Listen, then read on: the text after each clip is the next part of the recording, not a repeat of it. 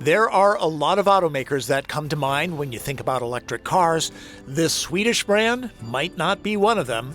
I'm auto specialist Tom Voelk for the Seattle International Auto Show, and this is Volvo's second all-electric vehicle, the C40 Recharge. Compared to the XC40, the C40 gets a sloped roofline. Nearly everything from the windshield pillar back is redesigned.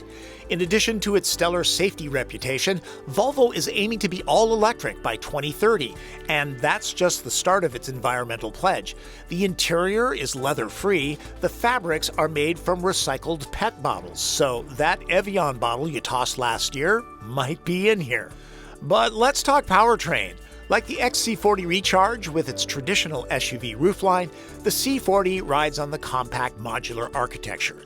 The dual-motor system is the only version sold in the US, making a total of 402 horsepower and 487 pound-feet of torque to move 4,800 pounds.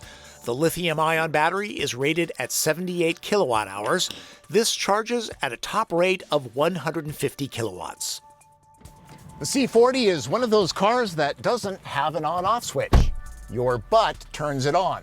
There is no multi-speed transmission. Higher regeneration drag is a menu-selected choice. The steering effort can be firmed up here too. By their very nature, electric vehicles feel faster than they are because of the great low-end torque, and this has a lot of power, so man, it moves off the line.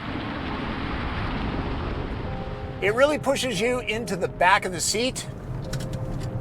This is not a sedate Volvo. Volvo says these rocket booster ports are functional aerodynamics. One-pedal driving is definitely a thing in the C40 Recharge. Lift your foot off the throttle and it'll slow, not dramatically, but enough so that you don't really have to hit the brake pedal in city driving. I drove the C40 hard on hilly roads outside of Palm Springs, California in 85-degree weather and beat the EPA estimated range by 25 miles. My old Volvo XC40 was like driving my grandma's sofa. It was just soft and floaty.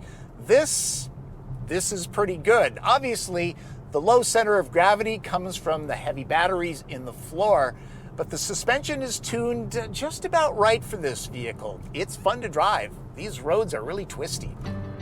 In addition to the eco-green materials, Volvo throws in a splash of trendy blue. These feel as solid as the chassis. Door pockets are enormous and the felted material keeps rattles down. There are some clever storage spots here too. The orthopedic seats continue Volvo's tradition of being extremely comfortable and supportive. This trim on its own looks great.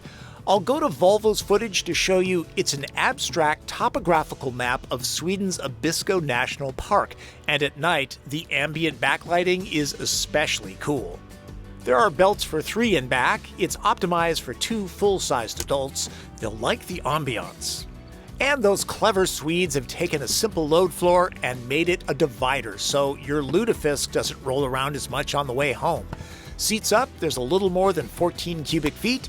Drop them, and it's around 45 cubic feet, so you can haul a good amount of IKEA furniture home. Priced at around $60,000 before any federal or state tax credits, it's easy to buy this EV since all you do is choose the color. C40 Recharge only comes fully loaded. Any way you look at it, the C40 Recharge is worth getting amped up over. Check it out at your local Volvo dealer. For the Seattle International Auto Show, I'm Tom Voelk.